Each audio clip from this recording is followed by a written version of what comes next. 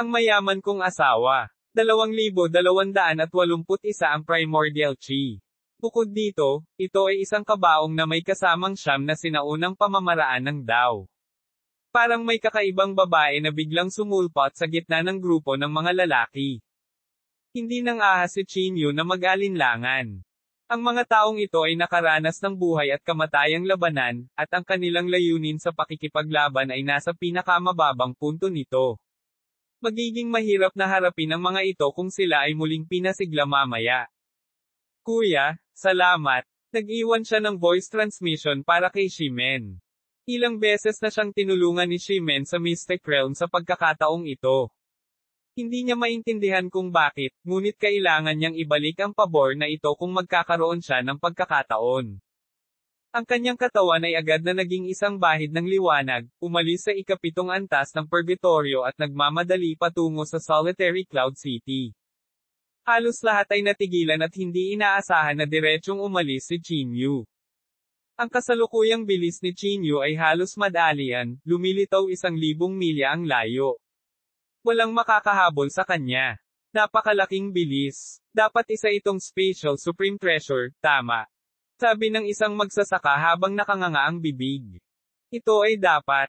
Kalimutan ito. Ang kayamanang ito ay hindi ko kayang abutin. Tama. Dahil nakatakas siya, ibig sabihin hindi sapat ang lakas niya.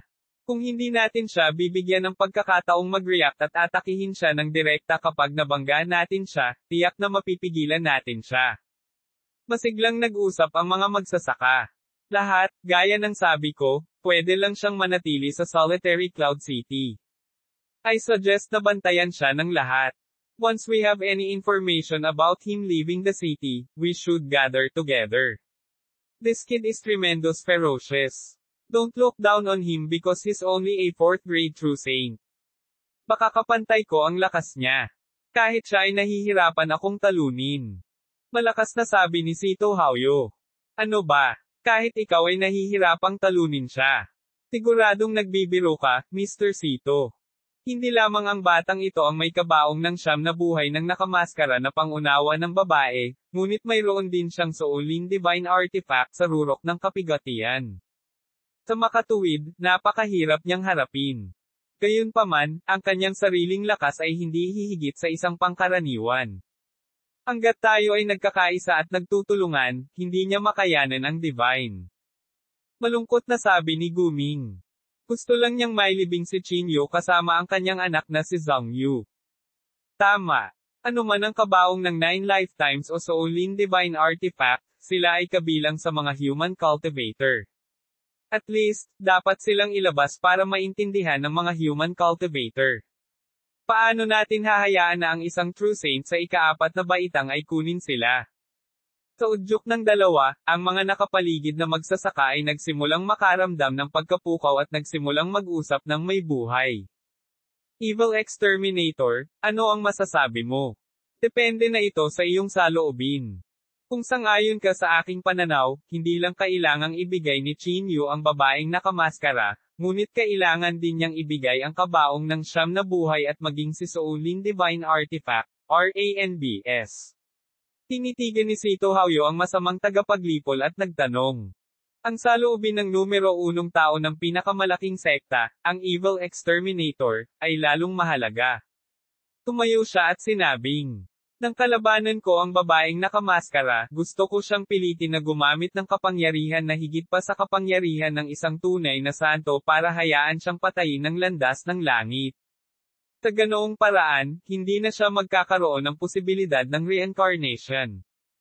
Hindi ko inaasahan na mas gugustuhin niyang mamatay kaysa gamitin ang kapangyarihan ng kapigatian. Pakiramdam ko, ang babaeng nakamaskara na ito ay hindi madaling mamamatay. Lumutang ang katawan ng masamang tagapaglipol, at walang pakialam na sinabi niya, kung mahihinuha ko na ang babaeng nakamaskara ay kamag-anak ni Chinyu, tiyak na papatayin ko siya. Pagkatapos sabihin iyon, agad siyang umalis kasama sina Uncle Ling at Ling Euro. Hinahamak niya ang mga ganitong pagtitipon, puno ng intriga at tukana. Ang masamang tagapaglipol sa hangin ay dumura ng isang subo ng itim na dugo. Ang kanyang panloob na chi ay nagbabago rin. Tech Master, okay ka lang ba? Nag-aalalang sabi ni Ling Euro. Sa isang bahagyang paggalaw ng kanyang mga kamay, ang berdeng nakapagpapagaling na espiritual na enerhiya ay lumundag sa katawan ng masamang tagapaglipol. Tulad ng inaasahan sa babaeng nakamaskara. Kung hindi dahil sa Path of Heaven na pumipigil sa kanya ng pilit, ang kanyang 8 Great Success Great Tao of Rules ay sapat na para durugin ako. Gayunpaman, marami akong natamo sa labanang ito. Hindi alam kung sino ang mananalo kung magkita tayong muli. Pinunasan ng masamang tagapaglipol ang dugo sa gilid ng kanyang bibig at walang pakialam na sinabi. Evil Extermination, na-activate ko ang Eye of Soul nang ang babaeng nakamaskara ay namatay sa labanan. Sa oras na iyon, parang pumasok ang isang tipak ng internal chi sa katawan ni Chinyu mula sa babaeng nakamaskara. Naghahanap ng tao sa Bacolod City ngayon. Willing tulay kung paano tayo nagkakilala. Kumunat ang noo ni Uncle Ling at sinabing, nakita mo ba ng malinaw? Agad naging solemn na ang ekspresyon ng masamang tagapaglipol. Sa oras na iyon, ang resulta ng labanan ay napakatindi, at ang tipak ng panloob na chi ay napakabilis. Hindi rin ako sigurado. Umiling si Uncle Ling. Bumalik muna tayo sa sekta. I will deduce it again when I came out of seclusion. Mahinahong sabi ng masamang tagapaglipol. Wait. Sa sandaling ito, sa Solitary Cloud City. Direktang bumalik si Chinyu sa Moon Listening Pavilion at pumasok sa Somero Ring. Tinimulan niyang tukuyin ang unang landas ng babaeng nakamaskara sa siyam na buhay. Ang kanyang mga daliri ay patuloy na bumubuo ng masalimuot na mga selyo ng kamay, na nagmamanipula sa mga linya ng daan na parang tumutugtog ng isang instrumentong pangmusika. Ang isang pakiramdam ng primordial internal chi ay hindi malinaw na nagmula sa kanyang katawan. Nakakatakot. Ito ay tulad ng isang sinaunang hayop. Ang kanyang lakas ay malamang na tumaas sa isang napakalaking nakakatakot na cultivation realm kung talagang naiintindihan niya ang mga sinaunang tuntunin. Tinitigan ni na Elder Guai at Wang Feng si Chinyu mula sa gilid. Kahit na ito ay isang pangalawang deduction, ito ay katulad na mahalaga sa kanila. Kahit na naiintindihan nila ang isang bakas nito, magiging malaking tulong ito sa kanilang cultivation realm. Unti-unting lumipas ang oras, ngunit natigil pa rin si Chinyu sa huling hakbang. Nagambala siya ni Sito Haoyo sa pinakamahalagang sandali. Kung hindi, tiyak na nagagawa niyang makabisado ang primordial Dao technique na ito. Napakahirap talagang tukuyin ang Path of Heaven na umaasa lamang sa deduction. Sa huli ay sumuko si Chinyu matapos itong i-evolve sa sukdulan. Ang kanyang katawan ay lumutang sa langit sa itaas ng singsing ng Somero. Ipinikit ni Chinyu ang kanyang mga mata. Bigla siyang sumuntok. Hindi siya gumamit ng anumang magulong chi sa suntok na ito, ngunit ang tuktok ng kanyang kamao ay napuno ng malalim na aura ng isang malayong panahon. Ang panloob na chi na iyon ay nagdadala ng isang earth-splitting aura. Isang bakas lamang ng kapangyarihan ay tila may napakakatakot na lakas. Chinyu, tumigil ka kaagad. Hindi na natin kayang panindigan ang aura na ito. Malakas na sigaw ni Elder Guai. Tumutulo ang malamig na pawis sa kanyang katawan. Ang ganitong uri ng kapangyarihan ay ganap na naiiba sa kapangyarihan ng paglipol. Paumanhin, nadala ako saglit, napangiti si Chinyu na nahihiya at sinabi. Nakakatakot na lakas. Sinubukan kong maramdaman ang panloob na chi na iyon ngayon, at ang aking banal na sentido ay halos gumuho ng direkta. Iyon ang primordial na chi mula noong sinaunang panahon. Sa oras na iyon, tanging ang pinakamabangis na species lamang ang makakaligtas. Ang napakasamang aura na ito ay isang panloob na chi na tanging ang hari na nakatayo sa tuktok ang nagtataglay. Chinyu, dapat kang mag-isip ng paraan upang mahihinuha ang kapangyarihang ito. Nagulat si Elder Guai. Ganoon ba kalakas? Natigilan si Chinyu. Kahit siya ay hindi niya naramdaman na sobrang nakakatakot ang aura na ito. Itinuro ni Elder Guai pataas at sinabi. Nakalimutan mo na ba na ito ay nasa loob ng singsing ng Somero? Sa labas ng mundo, ang Path of Heaven ngayon ay makapangyarihan. Kung mas sinaunang ang Path of Heaven, mas malalim itong pinipigilan. Iyon ang dahilan kung bakit hindi ito nakakatakot. Kailan may cycle ang Path of Heaven? Ano ang sitwasyon ng Path of Heaven ngayon? Umupo si Chinyu na naka-cross-legged sa lupa at mapagpakumbaba na tinanong si Elder Guai. Kahit na ang lakas ni Elder Guai ay hindi kasing lakas ng kay Guming, nabuhay siya ng mas matagal. Ang landas ng langit ay tulad ng pagtaas ng tubig, pagtaas at pagbaba. Ang banal na rehiyon ay palaging nasa tuktok ng tubig, na nangangahulugan na ang mas kumpletong mga tuntunin ay bumaba. 2,282 mag-enjoy habang kaya mo. Sa makatuwid, mas madaling maunawaan ang parehong pamamaraan ng Dao sa banal na rehiyon, at ang kapangyarihan ng mga tuntuning naiintindihan ay magiging mas kumpleto at makapangyarihan. Mahinang sabi ni Elder Guai na parang nagkukwento. Ito rin ang unang pagkakataon na narinig ni Xiaoro at Little Fatty ang tungkol dito. Umupo silang dalawa sa tabi ni Chinyu at nakinig ng mabuti. Ngunit may tanong ako. Noong dumating ako sa kalabukang ito noon, ang tuktok ng banal na rehiyon ay marahil ay tunay na santo lamang. Sila ay mas mababa sa mga nangungunang magsasaka ng kalabukang ito. Bakit ganoon? Curious na tanong ni Chinyu. Sa oras na iyon, ito ay nasa tuktok na ng banal na rehiyon ng Sisiliuhe ay pumasok sa tunay na santo. Gayunpaman, natuklasan niya ang maraming tunay na banal sa contradiction habang siya ay nasa purgatorio. Chinyu, nakakita ka na ba ng tsunami dati? Tanong ni Elder Guai na may mahinang ngiti. Biglang naintindihan ni Chinyu. Kung mas matagal ang pag-iipon ng mga alon, mas mataas ang huling pagsabog. Ang kalawakan na ito ay katumbas ng mga alon ng nakaraang panahon. Ang kapangyarihan ng landas ng langit ay bumaba sa lugar na ito sa loob ng 3,000 taon. Ang pinakahuling pagsabog ay nagaganap sa banal na rehiyon. Kung hindi ako nagkakamali, ang mga True Saint Cultivator sa banal na rehiyon ay bumaba sa lugar na ito sa loob ng 3,000 taon. Ang huling pagsabog ay nagaganap sa banal na rehiyon. Kung hindi ako nagkakamali, ang mga True Saint Cultivator sa banal na rehiyon ay tiyak na mabilis na umuulan pagkatapos ng tagsibol, nalampasan ang bilang ng mga True Saint Cultivator sa kalabukang ito. Detalyadong ipinaliwanag ni Elder Guai kay Chinyu. Halos naiintindihan ko na ngayon. Napabuntong hininga si Chinyu, dahil nangangahulugan ito na habang tumatagal siya rito, mas magiging masama ito. Bukod dito, ang ikalimang baitang ng True Saint ay isang hadlang. Mula sa una hanggang ika-4 na baitang at mula sa ika-6 hanggang ika-9 na baitang, ang isang tao ay madaling makaipon ng napakalaking espiritual na enerhiya. Naniniwala ako na ito ay madaling makamit sa banal na rehiyon, ngunit ito ay isang mapaghamong tagumpay sa ating kalawakan. Sa palagay ko ay mayroon ka ng pagkakaunawaan tungkol dito. Umiling si Elder Guai. Alam niyang babalik na si Chinyu sa Holy Region, kaya kailangan niyang ipaliwanag ang lahat. Higit pa rito, kapag ang kapangyarihan ng landas ng langit ay bumaba muli, ang mga magsasaka ay maaaring makalusot sa Tribulation Transcending Stage, at ang agwat ay magiging mas malawak. Pagkatapos ng kapigatian ay ang Immortal Emperor. Ang isang Immortal Emperor ay isang pag-iral na maaaring malampasan ang Dao Technique ng mundo at lumikha ng kanyang sariling Dao Techniques. Ito rin ang tuktok ng cultivation. Pangit ang ekspresyon ni Chinyu. Sa panahong ito, nakuha niya ang Soulin Divine Artifact, at ang kanyang paglilinang ay bumuti din ng mabilis. Nakaramdam pa siya ng lihim na kasiyahan na siya ang nangunguna sa pakikipaglaban kay Sito Haoyo, isang veteranong cultivator.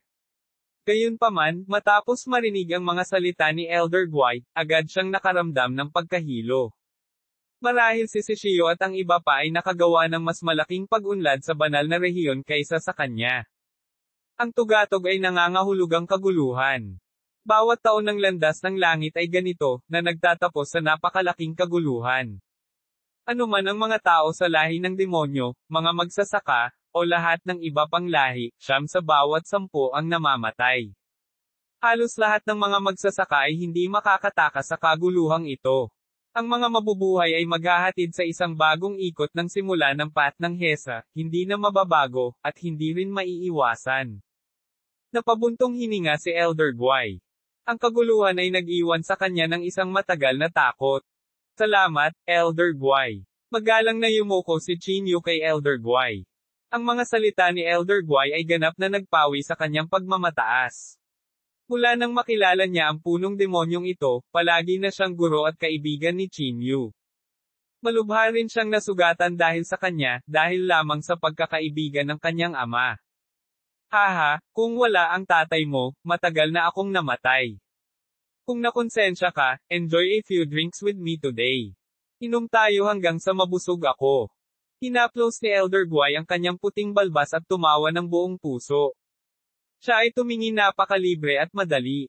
Sige, tatlo tayong hindi uuwi hanggat hindi tayo lasing. Tawa rin ng tawa si Chinyu. Inilabas niya ang masarap na alak na kanyang dinamsam mula sa Asher Firmament Sect. Isang malakas na aroma ng alak ang kumalat sa buong singsing ng somero. Cheers! Ang tatlong malalaking mangkok ay nagsalubong ng may lakas, at ang nagninangas na ginawang brew ay naubos sa isang lagok. Walang gumamit ng kanilang espiritual na enerhiya upang pilitin ang alak. Pagkatapos uminom ng marami, umiikot si Wang Feng, sinasabing gusto niyang hulihin sina Xiaoro at Little Fatty para uminom kasama niya, R. Austral Nobe. Halika at hulihin mo ako, Tio Wang Feng, hahaha. Naglalaro sina Xiaoro at Little Fatty habang tinutokso si Wang Feng. Hindi ka maniniwala kung bakit ako lumipat sa Bacolod City. Ang buhay ko sa mga emoji. Tinundot ni Little Fatty ang puwete ni Wang Feng at mabilis na tumakbo palayo. Little Fatty, naghahanap ka ng pambubugbog. Galit na galit, gustong habulin ni Wang Feng si Little Fatty ngunit aksidenteng nadulas at bumagsak sa kanyang mukha. Ang dalawa sa kanila ay tumawa ng baliw at tumalon sa paligid ni Wang Feng. Nakikipag-chat si Chinyu kay Elder Guy tungkol sa mga bagay nila ni Roezo sa Holy Region at ang pakikipag-inuman nila Wenda at Wen-er. Unti-unting naging basa ang kanyang mga mata. Cheers, Elder Guy. Kinuha ni Chinyu ang mangkok at uminom ng isa pang malaking mangkok ng matapang na alak. Hindi niya alam kung kailan siya nakatulog ng mahimbing. Ito ang unang pagkakataon na nakatulog siya ng mahimbing sa kalabakang ito. Nang sumunod na araw, tumingin si Chinyu sa ilang taong natutulog sa buong lugar na may nalilitong ekspresyon. Ang puwitan ni Little Fatty ay nakaupo sa mukha ni Wang Feng habang mahimbing na natutulog, si Xiaoro ay nakayakap ng mahigpit sa kanyang hita at natutulog, at si Elder Guy ay humihilik at nakayakap sa isang puno. Marahang ibinaba ni Chinyu ang kamay ni Xiaoro at iniwan ang singsing ng somero. Lady Boss. Dumating si Chinyu sa bulwagan at natagpuan si Jiyu. Hey! Mr. Chin. Nabalitaan ko na ang animo sa purgatorio sa pagkakataong ito ay medyo malaki. Sa ngayon, hindi bababa sa 100 pares ng mga mata ang nakatitig sa iyo. Nakangiting sabi ni Jiyu. Maaari ba akong magtanong kung mayroon kang paraan upang pumunta sa banal na rehiyon? Hindi sumagot si Chinyu sa sinabi ni Jiyu. Tiyak na nagbibiro si Mr. Chin. Hindi naman gaano karaming mga magsasaka ang mananatili rito kung napakasimple lang ng pagpunta sa Holy Region. Tinapin ni Jiyu ang kanyang bibig, tumawa, at sinabi. Wala na ba talagang paraan? Seryosong tanong ni Chinyu. Nang makitang hindi nagbibiro si Chinyu, tumigil si Jiyu sa pagngiti. Dapat mong malaman na ang banal na rehiyon ay isang mataas na antas ng kalawakan. Ang dami ng espiritual na enerhiya na kailangan para mag-teleport doon ay 10,000 beses na mas malaki kaysa sa teleport nila dito. Ang kalawakan na ito ay hindi makayanan ang gayong pagkonsumo ng espiritual na enerhiya. Sabi ni Jiyu na nakakunot ang noo. 1,000 taon na ang nakalilipas, ang isang formation master ay lumikha ng isang spatial teleportation formation sa kontinente. Ito ay isang spatial teleportation formation na maaaring sumipsip ng panloob na chi ng void at makatipid ng maraming espiritual na enerhiya. Si Changye ba?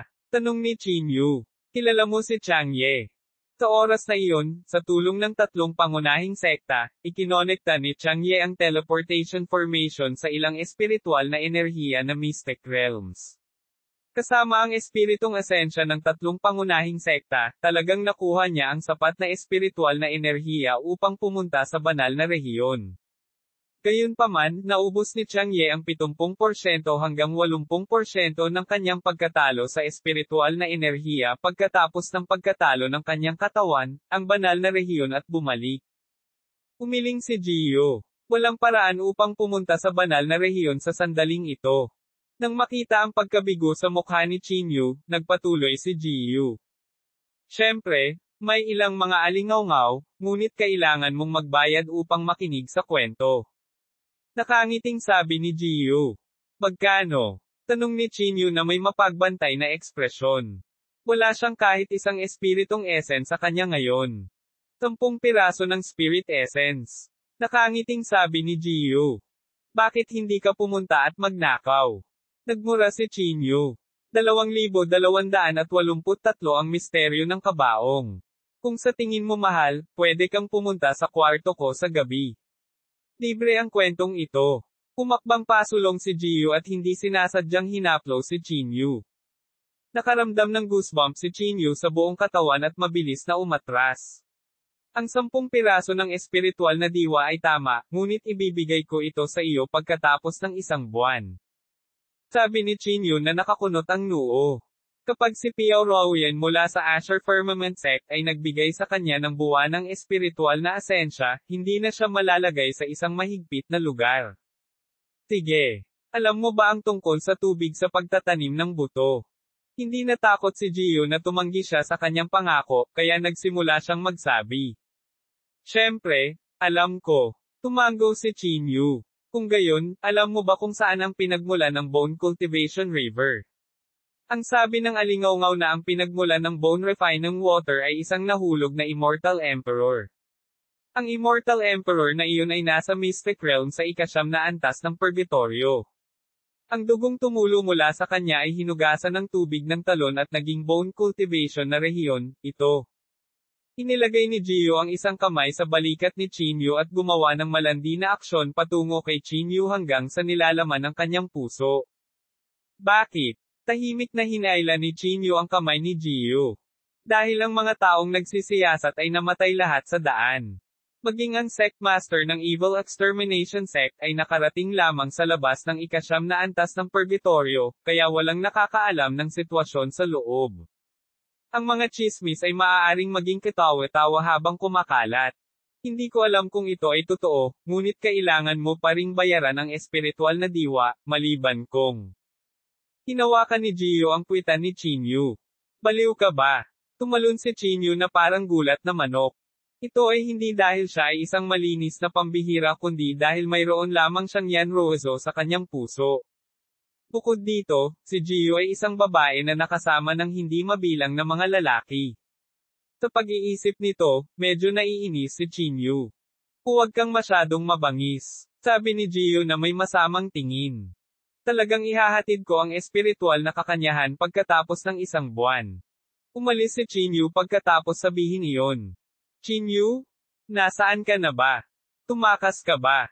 Dumating si Chinyu sa gitnang plaza ng Solitary Cloud City at biglang narinig na nagmumura ang lalaking may bigot. Takasan ang iyong mga A*S. Ako ay nasa gitnang plaza ng Solitary Cloud City. Malungkot na sabi ni Chinyu. Hindi nagtagal, sumugod ang lalaking may bigot at nagunat ng kamay. Ano ang nakuha mo sa Mystic Realm? Narinig ko mula sa iba na kinuha mo na ang lahat doon. Huwag mong balikan ang iyong salita. Ang lalaking may bigot ay nagsuot ng ekspresyon na nagsasabing walang sino man ang maaaring lokohin siya. Inilibot ni Chinyu ang kanyang mga mata at ipinadala ang lalaking may bigot sa Aerospace.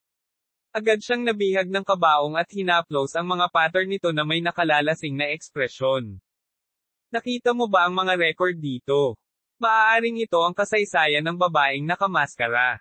Maaaring ipakilala pa nito ang kanyang pinagmulan, ngunit kailangan muna nating tukuyin ang mga salita. Ang lalaking may bigot ay patuloy na nangungulit kay Chinyu, ang kanyang mga mata ay halos kumikinang. Not bad. Inilabas mo ang bagay na ito kasama ang napakaraming tao sa paligid. Basta ang material lang dapat ay top grade. Ang material lang ng bagay na ito ay bahagyang magagamit. Gumamit ako ng maraming paraan upang subukan ito, ngunit walang reaksyon. Maaaring ito ay isang kabaong lamang, nagkibit-balikat si Chinyu at sinabi. ROV. Basura, hindi mo maiintindihan ang isang bagay kahit na magsaliksik ka. Ang lalaking may bigot ay naglabas ng isang tumpok ng mga sinaunang libro at patuloy na inihambing ang mga ito, hindi pinapansin si Chinyu. Umatras si Chinyu. Marami pa siyang dapat gawin. Matapos makipag-ugnayan kay Elder Guai, alam niyang wala siyang pakinabang ngayon, at nakaramdam siya ng pagkaapurahan. Walang tigil si Chinyu sa Fire Unicorn Continent. Mayroon lamang siyang 20 hanggang 30% ng magulong chi na natitira pagkatapos ng labanan. Ang pinakamabilis na paraan para makabawi ay ang magtanim sa Fire Unicorn Continent at gamitin ang panloob na core ng unicorn upang mapuko ang enerhiya ng apoy. Ang enerhiya ng apoy dito ay tila hindi kasing lakas ng dati. Kumunat ang noo ni Chinyu. Hindi kaya naibalik ang enerhiya ng apoy pagkatapos ng kanyang nakaraang paglilinang. Sumasakit ang ulo niya ngayon. Agad niyang kailangan ang espiritual na enerhiya, ngunit ang kalabakang ito ay walang sapat na espiritual na mapagkukunan ng enerhiya. Kung ipagpapatuloy niya ang paggamit ng malungkot na banal na mata sa hinaharap, kakailanganin niyang mag-imbak ng espiritual na enerhiya. Hindi niya maaaring hayaang isakripisyo muli ni Shaoro at Little Fatty ang kanilang mga sarili. Naglakad si Chinyu patungo sa pinakamalalim na bahagi ng bulkan. Maraming mga master refiner ang nasa proseso ng pagpino doon. Ginugol ng mga master refiner ang kanilang buong buhay sa pagsasaliksik ng mga diskarte sa pagpino. Ang landas ng langit sa gayon ay hindi sila pinuntirya, na nagpapahintulot sa kanila na maiwasan ang isang kalamidad. Tumigil ka, bawal kang dumaan. 3 tao ang biglang tumayo sa harap ni Chinyu at sumigaw. Anong biro? Kailan naging lupain na may-ari itong Fire Unicorn Continent? Gumisi si Chinyu at sinabi. Ang core ng bulkan ay nasa harap natin. Pagdating ng oras, maaari mo bang pigilan ang isang bola ng lava mula sa random na pagbaril? Malamig na sabi ng isa pang tao. Hindi mo kailangang mag-alala. Lumapit si Chinyu at ipinatong ang kanyang mga kamay sa kanyang katawan. Naging malamig ang kanyang ekspresyon, at bahagyang nanginig ang kanyang mga balikat. Agad na itinapon ang dalawa na parang sako. Kuya, patawarin mo kami. Ngayon lang kami nagkasala sa iyo. Kasalukuyang nililinis ni Master Heiyo ang kanyang sandata at nasa kritikal na sandali. Mangyaring maghintay ng ilang sandali. Pagkatapos ng pagpino ng aking Panginoon sa kanyang sandata, tiyak na magpapasalamat siya sa iyo na may malaking gantimpala. Nang makita si Chinyu na hindi banibiro, mabilis na ibinaba ng binata ang kanyang kinatatayuan. Hindi ako makapaghintay ng masyadong matagal. Malamig na sabi ni Chinyu. Ang mayabang na ugali ng 2 brats na nasa harapan niya ay talagang hindi siya masaya.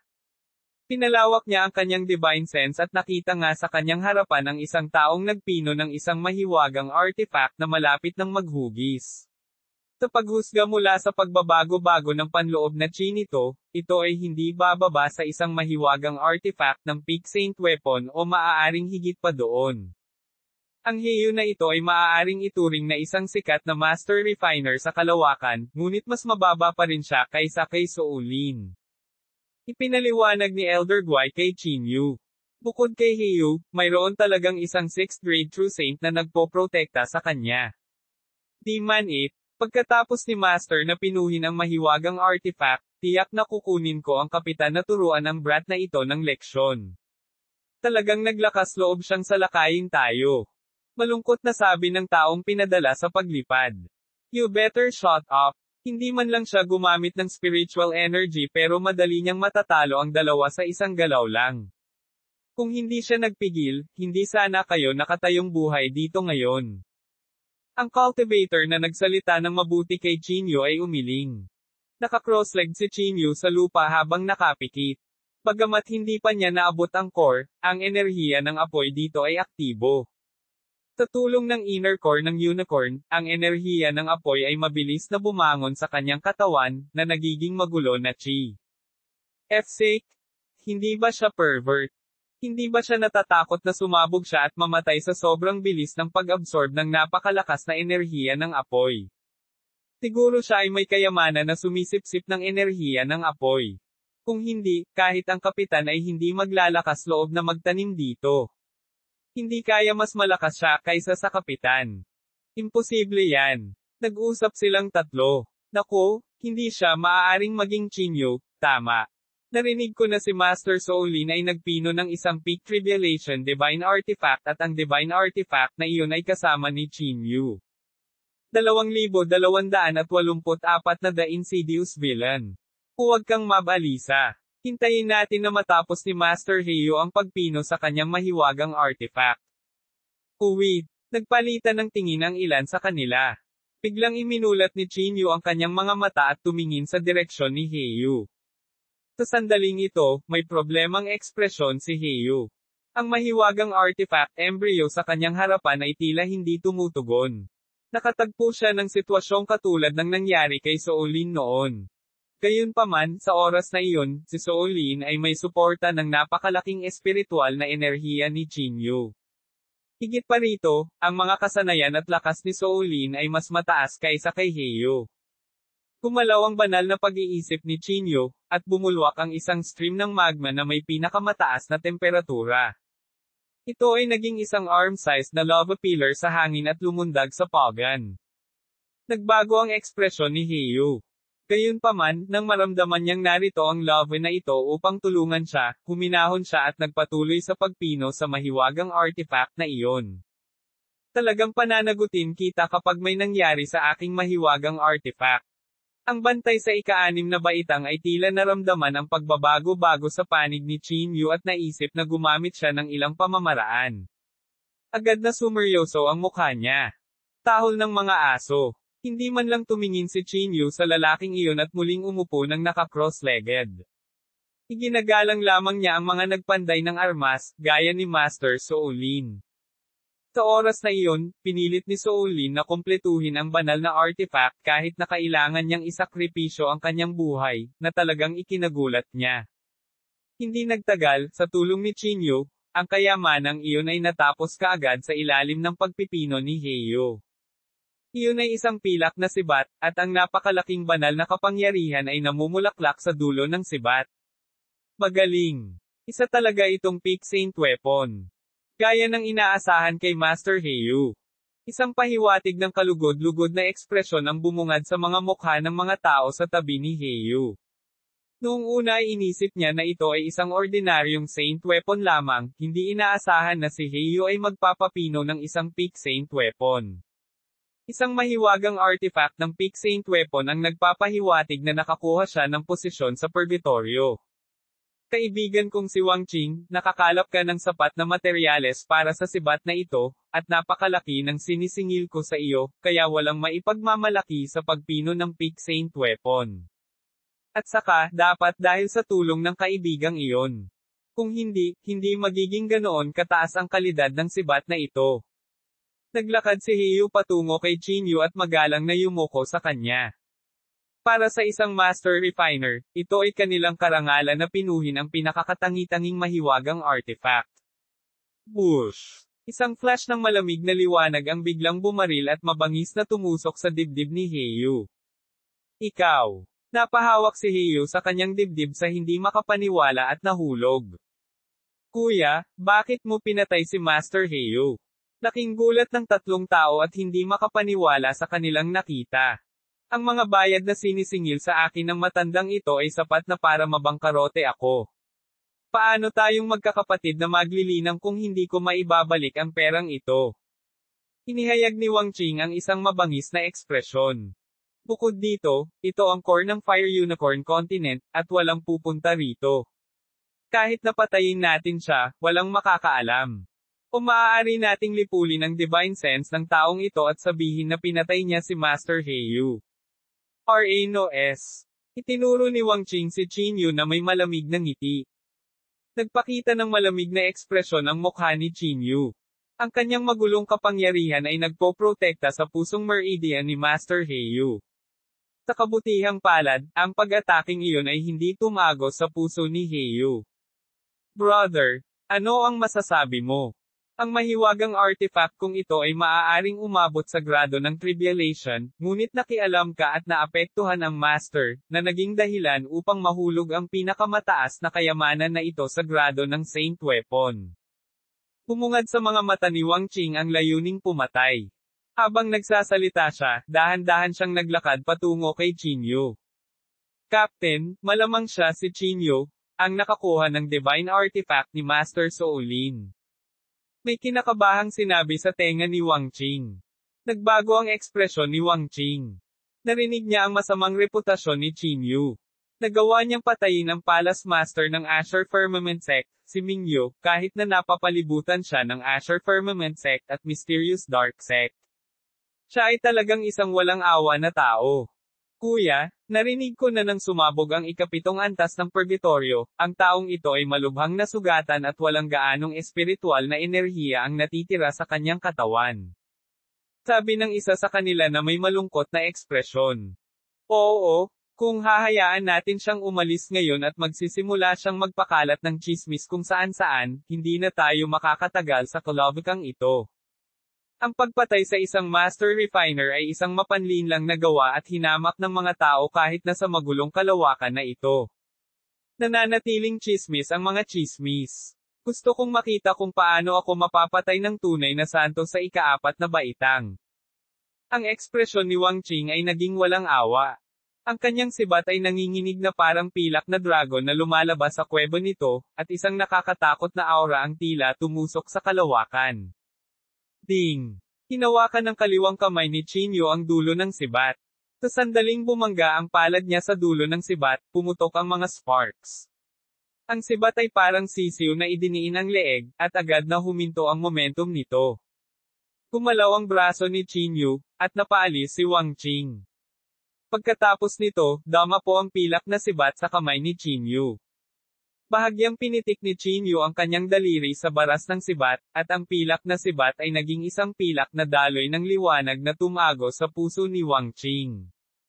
Ang kanyang katawan ay nakasabit sa sibat, na ang unang kalahati ay nakatusok sa lupa. Nasa harap ito ni Heiyu na parang nakayuko sa pagsisisi. Gustong makatakas ng natitirang tatlong tao, ngunit hindi man lang sila nilingan ni Chinyu at pinaghahampas ang kanyang palad, diretsyong hinampas ang tatlo sa meat paste. Master Heiyu, okay ka lang ba? Hinawakan ni Chinyu ang braso ni Heiyu at tinulungan siyang tumayo. Ayos lang ako. Salamat sa pagtulong mo, kaibigan ko. Hindi ko inaasahan na bigla akong atakihin ng taong ito. Namumula ang mukha ni Heiyu. Bagamat ang suntok na ito ay hindi nagsapanganib sa kanyang buhay, mangangailangan pa rin siya ng ilang oras upang makabangon. Mabuti at ayos ka na. Napakapalad na hindi namatay si Master sa kamay ng isang kasuklam-suklam na tao. Tumango si Chinyu. Karaniwan akong nasa Heavenly Cloud Continent. Gagawin ko ang lahat para tumulong kung kailangan mo ng tulong ko sa hinaharap. Itinaas ni Heiyu ang kanyang kamay patungo sa kanya. Master Heiyu, maaari mong kunin ang sibat na ito. Itinuro ni Chinyu ang sibat at sinabi. Ang sibat na ito ay sa iyo na ngayon. Umubo si Heiyu at dumura ng isang balumbon ng bula ng dugo. Pasuray-suray na parang hindi pa siya nakaka-recover sa nangyari kanina. Nang makitang tumanggi si Heiyu na kunin ang sibat, hindi na iginiit ni Chinyu. Marami pa ring mga master refiner at cultivator sa paligid. Hindi na dapat magkaroon ng anumang panganib sa kanyang buhay. Dumating si Chinyu sa mga bulkan sa pinakagitna at natapakan ng lava. Si Soulin Divine Artifact sa kanyang kaliwang kamay ay nagsimulang bahagyang manginig. Dumating siya sa gitna ng siksik na katangian ng apoy, at ang mga guwante sa boxing ay nagsimulang matuwa. Maraming enerhiya ng apoy ang dumaloy sa kanyang katawan, at ang katawan ni Chinyu sa sandaling ito ay naging sentro ng puyo ng tubig. Sa ilalim ng kontrol ng inner core ng unicorn, ang nakakatakot na enerhiya ng apoy ay halos nagkatotoo. Walang bakas na immortal na kasulatan. Ang katawan ni Chinyu ay naglabas ng napakalaking kapangyarihang lumamon. Si Chinyu ay tila naging black hole, walang tigil na nilalamon ang mabangis na enerhiya ng apoy. Hinati niya ang kalahati ng espiritual na enerhiya sa space, at ilang tao sa loob ng espasyo ang nagsimulang maglinang kasama si Chinyu. Umabot ng halos kalahating buwan si Chinyu para mapunan ang kanyang magulong chi. Marahil ay aabutin ako ng 3 hanggang 4 na buwan upang mapunan muli ang aking magulong chi sa ibang mga lugar. Umiling si Chinyu na may mapait na ngiti. Sa pagkakataong ito, halatang mas mabagal ang kanyang paglilinang. Ang enerhiya ng lupa at langit ng Fire Unicorn Continent ay hindi pa ganap na nakabawi pagkatapos niyang masipsip ito noong huling pagkakataon. Chinyu? Saan ka nagpunta? Biglang tumunog ang boses ni Juwo. 2,285 Juwo's Closed Door Cultivation. Juwo? Saan ka nanggaling? Tinitigan ni Chinyu ang voice transmission Jade Sleep at nagtanong. Hindi niya nakita si Juwo sa Mystic Realm kanina at nag-alala na baka may mangyari kay Juwo. Nasa purgatorio ako naghahanap ng mga demonyong hayop na makakain. Ang ilan sa mga demonyong hayop dito ay talagang masarap. Nagugutom na naman ako sa pagbanggit nito. Hindi nakaimik si Chinyu. Hindi ka ba pumayag na magtanim? Bakit ito naging pagkain ng mga demonyong hayop? Isa na akong 4th grade true saint. Body, bumalik ka agad sa Solitary Cloud City. Kasama mo ba ang demonyong itlog na iyon? Kakaiba ang nararamdaman ko nitong mga araw na ito. Narinig ang malamyos na boses ni Juwo. Sige. Hindi naman siguro malapit nang mapisa ang demonyong itlog, di ba? Medyo nagtatakang tanong ni Chinyu. Pinakain ni Juwo ang demonyong itlog na may esensya ng dugo dati. Sa makatuwid, naramdaman ni Juwo na may pagbabago sa demonyong itlog. Hindi ko alam, pero minsan napapanaginipan ko ang demonyong itlog na iyon. Hindi sigurado si Juwo. Sige, magtipon muna tayo sa Solitary Cloud City. Medyo na-curious si Chinyu kung anong uri ng pag-iral ang magiging demonyong itlog pagkatapos mapisa. Dahil kayang takutin ang kaluluwa ng sinaunang fierce beast, ang unicorn ay hindi isang bagay na kayang gawin ng isang ordinaryong demonyong hayop. Sumakay siya sa isang barkong pandigma at nagtungo sa Solitary Cloud City. Pagkatapos bumalik sa Solitary Cloud City, ipinadala ni Chinyu ang naiinip na si Juwo sa Somero Ring. Sa sandaling ito, ang demonyong itlog sa singsing ng Somero ay lumulutang sa hangin. Bigla itong huminto sa harap ni Juwo nang makita siyang pumasok. Marahan niyang inabot ang kamay para hawakan ang demonyong itlog. Hindi sigurado kung nag-hallucinate si Chinyu. Sa sandali ng pakikipag-ugnay, tila may pumasok sa kamay ni Juwo mula sa demonyong itlog. Chinyu? Nararamdaman ko ang isang enerhiya na naghahalo sa espiritual na enerhiya sa aking katawan, at pagkatapos ay ibinabalik ito sa demonyong itlog. Curious na sabi ni Juwo. Wala ka namang masamang pakiramdam, di ba? Medyo nag-alala si Chinyu. Hindi, nararamdaman ko na ang enerhiyang ito ay tila dinadalisay ang aking espiritual na enerhiya, at pakiramdam ko ay malapit na akong masira. Sumimangot ang maliit na mukha ni Juwo. Bigla siyang napaupo na naka-cross-legged sa lupa. Ang demonyong itlog ay tila naramdaman na si Juwo ay nagtatanim at biglang pumasok sa kanyang katawan. Paminsan-minsan, ang multo na chi ay lalabas sa kanyang katawan. F-sick? Nakakatakot ba ang Nirvana body? Isa na namang tagumpay. Si Chinyu ay medyo natulala. Breaking through so casually made him somewhat jealous. Sa ngayon, naunawaan na niya ang daan ng paglipol sa pamamagitan ng walang bakas na immortal na kasulatan. Gayunpaman, hindi ito pag-aari ng Dao na naintindihan niya ngunit higit na isang kapangyarihan na ginagaya ni Chinyu matapos maranasan ang ebolusyon ng robe ni Wuji ng libu-libong beses. ANBEPSILON-S. Bilang resulta, siya ay naipit sa ika-4 na baitang True Saint at hindi pa nakakalusot. Narinig ko ang tungkol sa Nirvana body. Sa normal na mga pangyayari, ang bilis ng paglilinang ay bumagal pagkatapos maabot ang tunay na santo. Ang kanyang kondisyon ngayon ay talagang bihira. Medyo naguguluhan din si Elder Guai. Baka galing sa demonyong itlog. Sa oras na iyon, ang babaeng nakamaskara ay partikular na nagpakita sa demonyong itlog na ito. Kaya ang demonyong itlog na ito ay hindi dapat maging simple. Sa sandaling ito, isang mahinang kapangyarihan ng Path of Heaven ang bumungad sa katawan ni Juwo. Talaga bang tatapusin siya hanggang ika-4 na baitang? Pulalas ng matandang Y. Hindi lamang ang panloob na chi ni Juwo ay patuloy na lumalakas kundi pati na rin ang panloob na chi ng demonyong itlog ay tila unti-unting naipon na parang lalabas ito sa shell anumang oras. Ang pag-urong ni Juwo sa pagkakataong ito ay dapat tumagal ng medyo matagal. Huwag mo siyang abalahin bago siya makaalis sa pag-iisa. Sa isang pag-iisip, binalot ni Chinyu si Juwo ng ilang simpleng pormasayon para pigilan sina Xiaoro at Little Fatty na abalahin siya kapag naglalaro.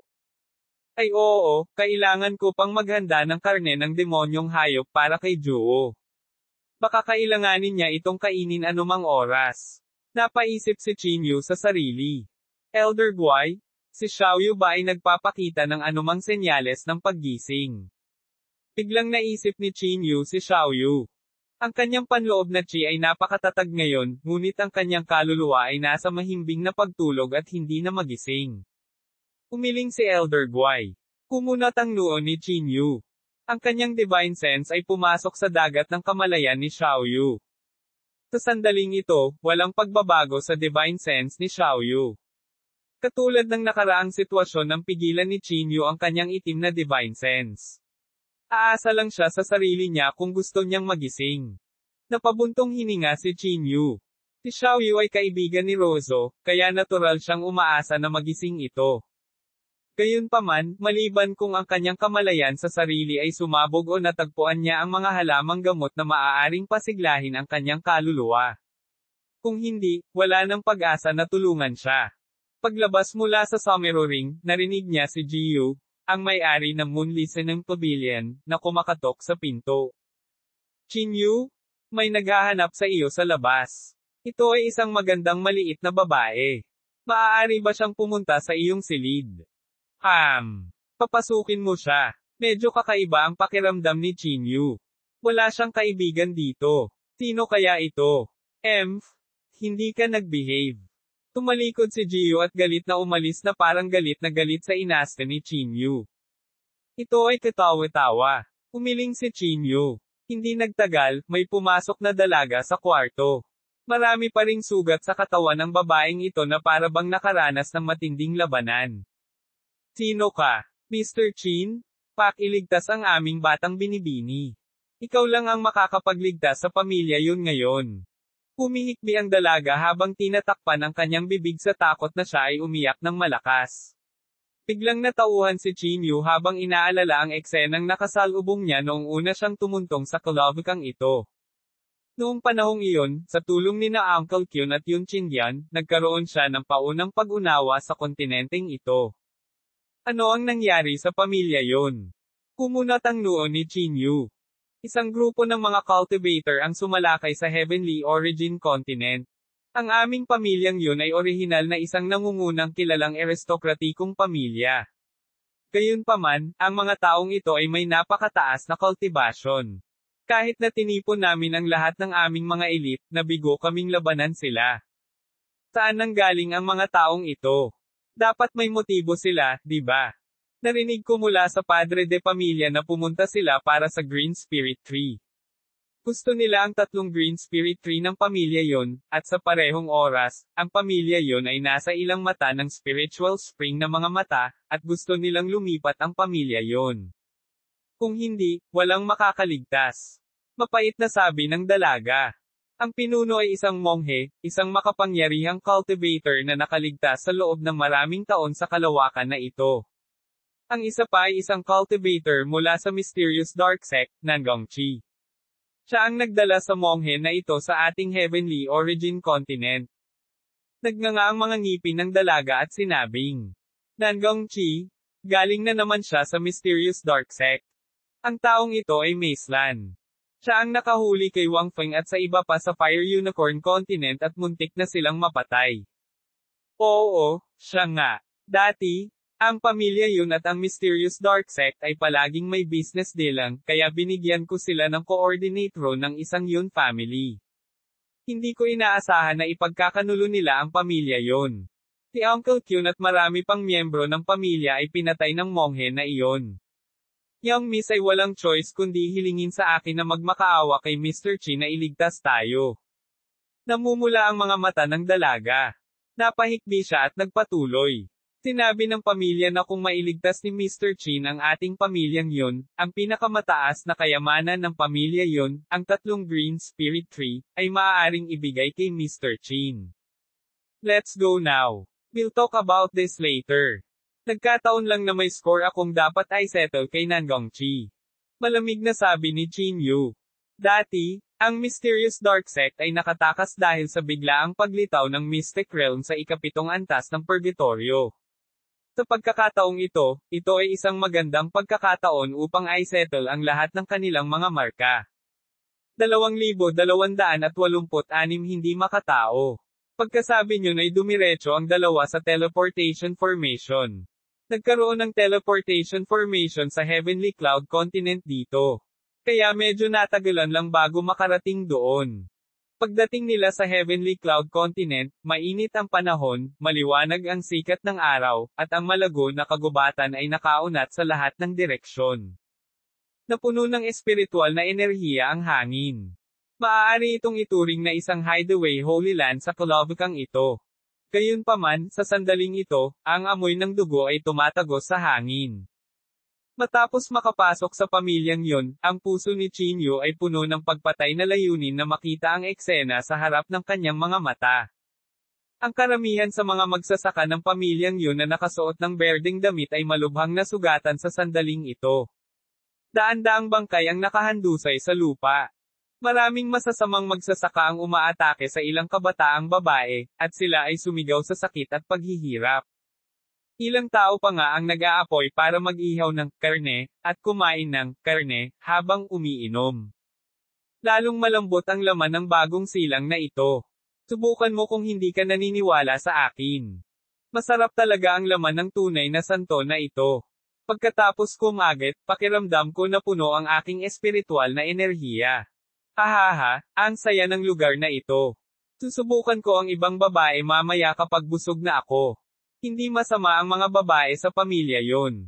Balita ko mas malambing pa ang nakababatang anak na babae ng pamilya yon. Ang buong pamilya yon ay parang impyerno. Malinaw nitong ipinakita ang kasamaan ng kalikasan ng tao.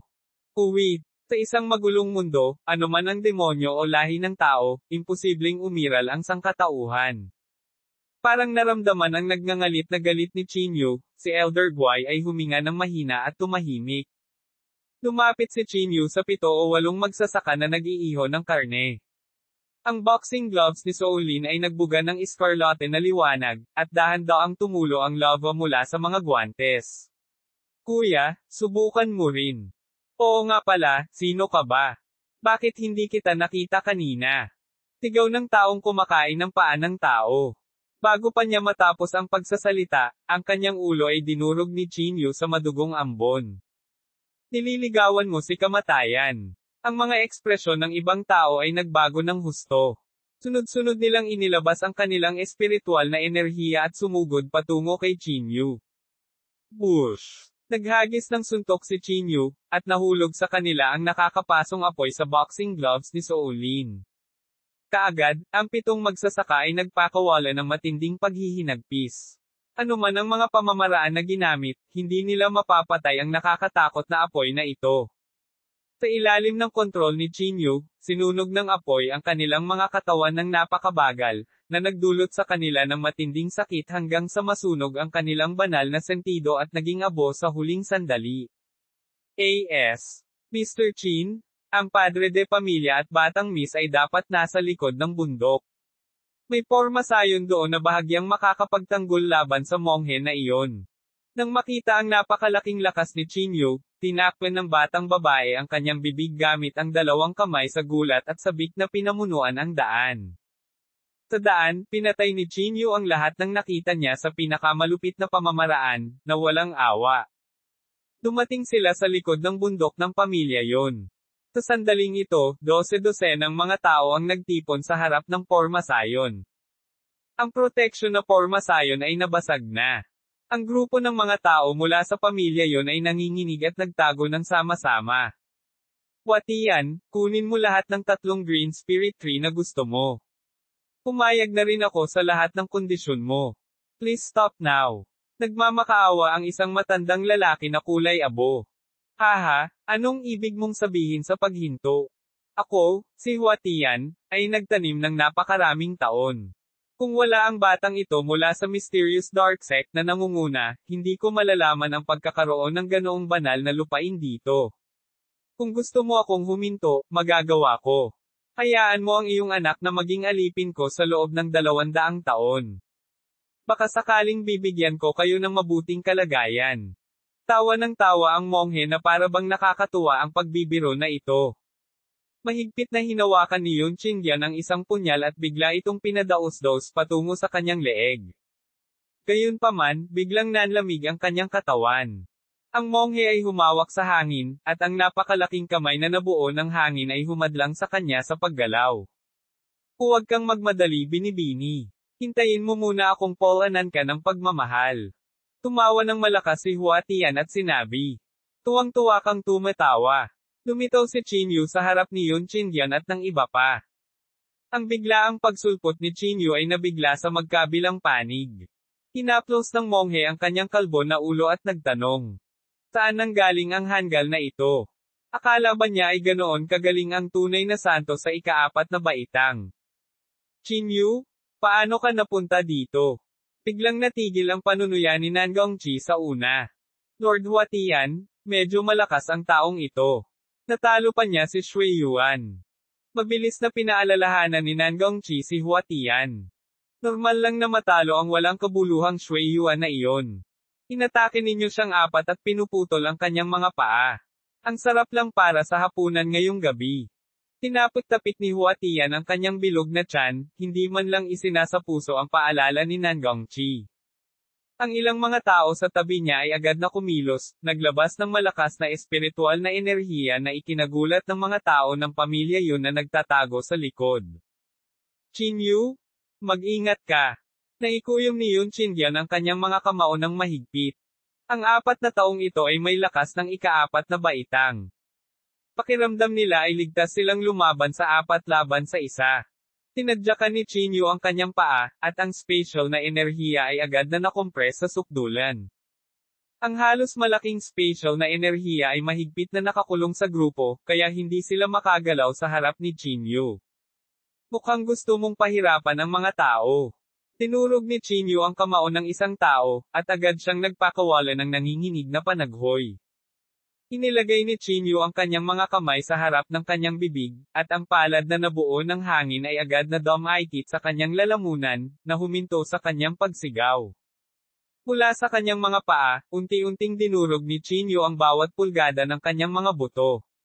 Sa wakas, dinurog niya ang kanyang ulo.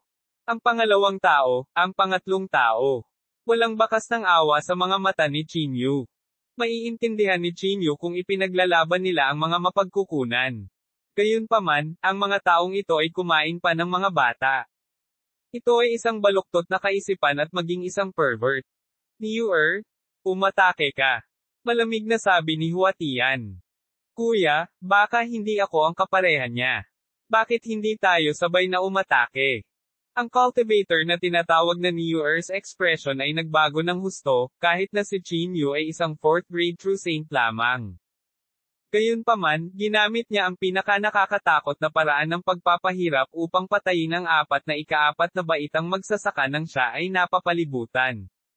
Maging si Hua Tian ay mahihirapang gawin ito. Diretsahang lampoin kita kung patuloy kang magsalita ng walang kaparerekon. Sumulyap si Hua Tian sa kanya. Nang makita ang mga mata ni Hua Tian na puno ng layuning pumatay, si Niu-er ay walang pagpipilian. Mahusay. Talagang may ika-5 baitang. Inilabas ni Niu-er ang espiritual na enerhiya sa kanyang katawan sa sukdulan, at ang aura ng ika-5 baitang ay tumaas sa kalangitan. Itinutok niya ang kanyang mga kamay sa langit, at isang hindi kilalang kapangyarihan ng domain power ang kumalat mula sa kanyang katawan. Pagkatapos, hinampas niya ang lupa. Ang pangwakas na pagtigil. Napaungal si Niu-er. Ang kapangyarihan ng domain ay biglang tumago sa katawan ni Qingyu. Bahagyang lumubog ang kanyang katawan, at medyo naging malabo ang sirkulasyon ng magulong qi. Sa aking domain, hindi ka maaaring gumamit ng anumang mga diskarte. Pumunta sa impyerno ngayon. Ang katawan ni Niu-er ay parang tigre habang siya ay sumusugod patungo kay Qingyu. Ang kanyang palad ay nagdadala ng masiglang espiritual na enerhiya habang hinahampas niya ang ulo ni Qingyu. Klang! Isang malutong na tunog ang umalangaw-ngaw. Ito na ba ang iyong full power attack? Tinitigan siya ni Chinyu nang walang ekspresyon. Nanginig ang katawan ni Niue. Ano ang nangyayari? Ginamit ba ng lalaking ito ang kanyang pisikal na lakas para labanan ang buong lakas na pag-atake mula sa isang True Saint sa ikalimang baitang?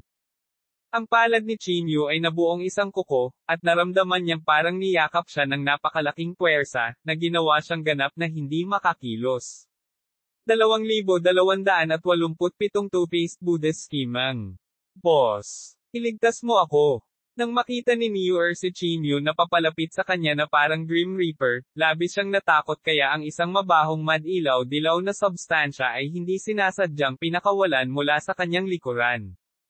Nang makita ito, mabilis na umatras si Chinyu. Dahan daw ang sinunog ng apoy ang halimaw na ito at naging abo. Kuya Chinyu, okay ka lang ba? Tila hindi makapaniwala si Yun Chindian at nahihiyang nagtanong. Okay lang ako. Wala sa mga hamak na ito ang makakatakas ngayon. Hinawakan ni Chinyu ang kanyang ulo. Ang batang babae na ito ay malamang na natakot sa kanyang talino nitong mga nakaraang araw. Hinawakan niya ng mahigpit ang punyal na hindi niya namalaya na naputol na pala ng gilid ng punyal ang kanyang palad. Nagtataglay ka ng malaking lakas. Bakit hindi mo ako samahan sa pagiging pinuno ng magulong mundong ito, tinatamasa ang mga bunga ng ating mahirap na paglilinang. Tumawa si Monk Huatian at sinabi, ang ating mga landas ay naghihiwalay, at hindi tayo maaaring magkasabwat.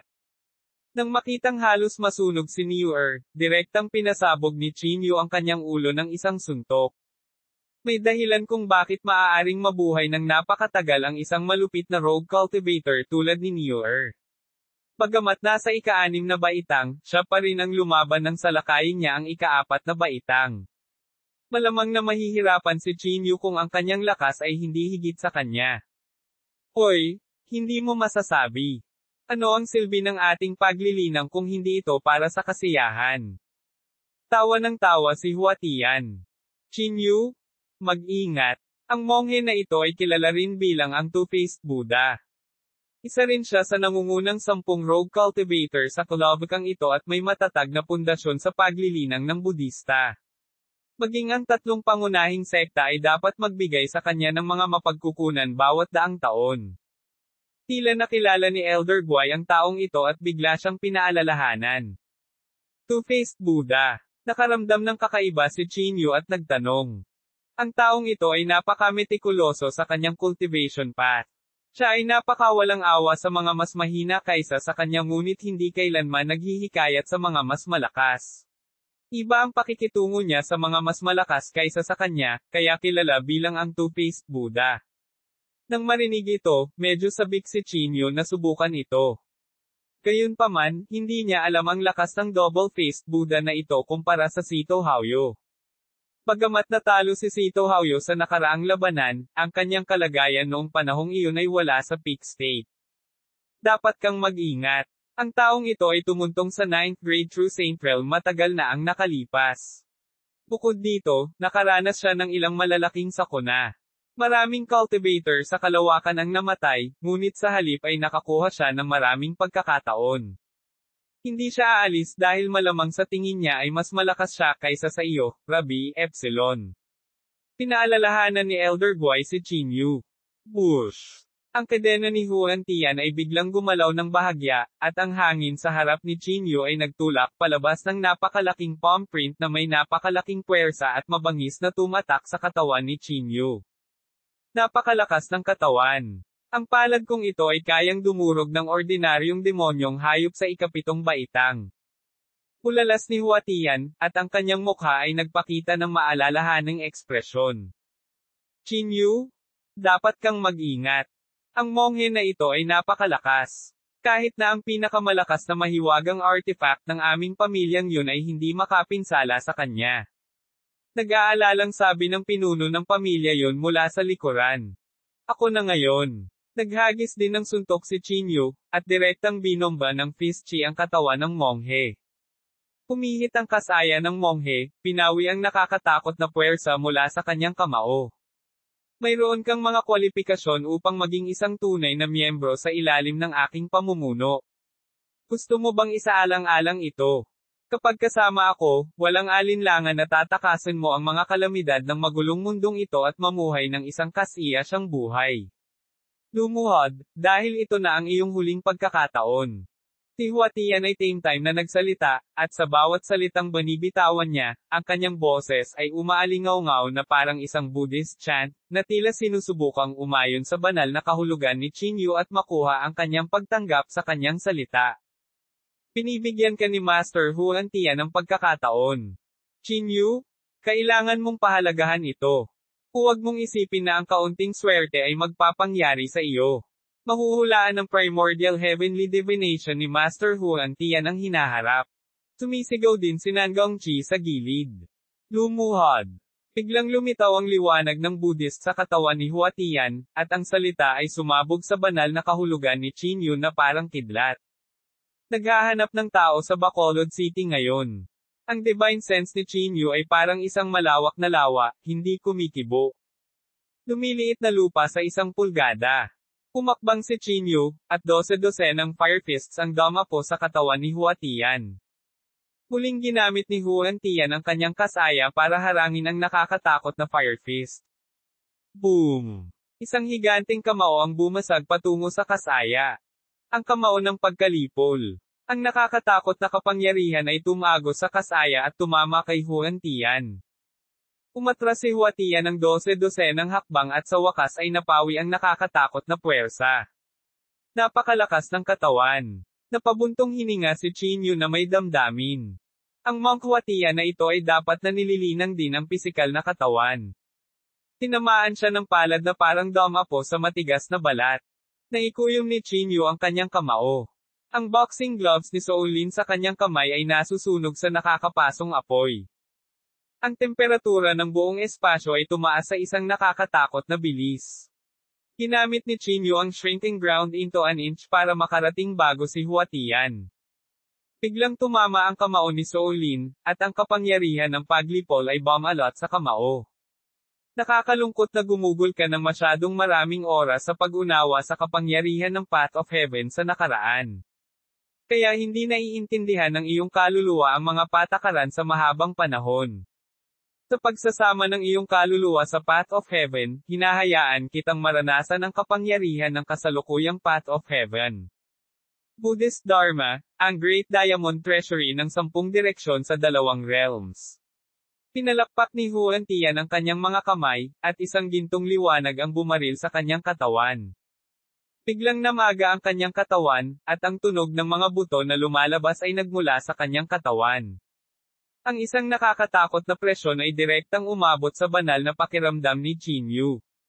Isang pakiramdam ng panganib ang biglang sumilay sa divine sense ni Qingyu. Ang lakas ng taong ito ay nakakatakot. Ang larangan ng gayong mga panuntunan ay malapit sa great success, kahit na hindi. Bukod dito, ito ay isang dakilang daw na may napakalaking lakas. Boom! Nag-transform si Huatian bilang isang higanteng Buddha sa sandaling ito. Nagdala siya ng nanginginig na aura nang makarating siya sa itaas ng Qingyu. Sa isang iglap, daan-daang at libu-libong mga palad ang bumagsak ng ligaw. Ang cosmic form. Hindi man lang umatras si Qingyu, at sumalubong sa kanya ang kanyang napakalaking kamao. Nakaramdam si Qingyu ng matinding pang-aapi sa bawat suntok. Ang napakalaking puwersang iyon ay direktang dumurog sa kanyang kapangyarihan ng paglipol at pagkatapos ay walang awa na sinampal ang kanyang katawan. Malubhang nasugatan siya sa sandaling ito kung hindi dahil sa malakas niyang katawan. Hahaha, anak, nakita mo ba ito para sa iyong sarili? Ang mga salita ni Vajra ay binigkas ng salita sa bawat salita. Ang tunog ng mga salita ay agad na naging isang nakakasakit na sandata. Ang bawat salita ay nagpasabog ng spatial na espiritual na enerhiya sa harap ni Qingyu at marahas na sumabog. Go to hell, kid. Mamanahin ko ang swerte at karma mo. Ang mukha ni Huatian ay napalitan ng nakakatakot na ngiti habang siya ay umuungal. Ang kanyang napakalaking braso ay dahan-daang binawi, at isang hindi kilalang apoy ang sumunog sa kanyang braso. Ang napakalaking kamao ni Vajra ay bumaril tulad ng isang inilabas na palaso. Saan man dumaan ang braso, nagliliwanag ang ginintoang liwanag, at ang banal na tunog ay lumitaw mula sa kawalan, na gumugulo sa isipan ng mga nasa paligid. Maari mo bang mamana ang swerte ko? Walang pakialam na sabi ni Chinyu. Ang higanteng cosmic form ay sumuntok din pabalik, at ang magulong chi sa kanyang katawan ay sumugod sa guwantes ni Soulin. Agad na tumalsik ang enerhiya ng apoy na maaaring sumire sa lahat. Dala ng napakalaking fire fist ang panloob na chi ng pagsunog ng lahat. Ang suntok na ito ay ang buong kapangyarihan ng isang peak tribulation divine artifact. Kahit na ito ay hinimok ng isang ika-4 na baitang true saint, ito ay nasa ika-9 na baitang. Boom! Sa sandaling nagtagpo ang dalawang kamao, isang nakakatakot na internal chi ang sumabog mula sa gitna. Ang isang shockwave na nakikita ng mata ay kumakalat na parang tubig, na ginagawang alikabok ang lahat ng mga bato at lupa. Ang katawan ni Chinyu ay nanginginig ng husto, na nagkaroon ng malaking epekto. 2,288 ang pagkakatiwala ng puno ng pamilya yon. Naabot din ng Vajra Fist na ito ang lakas ng isang 9th grade realm. Bahagya pa nitong pinigilan ang Fire Fist na pinakawalan sa ilalim ng cosmic form ng buong lakas. Ang paghiram ng kapangyarihan ng isang mahiwagang artifact sa huli ay isang panlabas na lakas. Tanging ang sariling lakas lamang ang hadlang ng isang tao. Umiling si Huatian at pinalakas ang kanyang kamao. Kaagad na umatras ang apoy na kamao, at ang braso nito ay pinigilan hanggang sa halos magkontrata. Fighting word formula. Gusto mong makita ang sarili kong lakas, di ba? Isang malamig na ngiti ang lumitaw sa mukha ni Chinyu, at ang nakakatakot na panloob na chi sa paligid niya ay biglang tumaas. Sa ilalim ng fighting word formula, ang kanyang magulong chi ay agad na tumaas ng higit sa 3 beses, at ibinalik niya ang Fire Fist. Sa suporta ng fighting word formula, ang lakas ng suntok na ito ay agad na tumaas. Ang kakilakilabot na kapangyarihan ay direktang nabasag ang kamao ni Vajra, na lumikha ng espasyo ng 10,000 talampakan sa lupa. Di man tumakas siya. Maingat na naramdaman ni Chinyu ang panloob na chi sa paligid niya at napagtantong nawala na ang panloob na chi ni Huatian at Nangong Chi. Agad siyang nagalit. Itinatago niya ang formula ng fighting word, iniisip na biglang umatake sa huling sandali.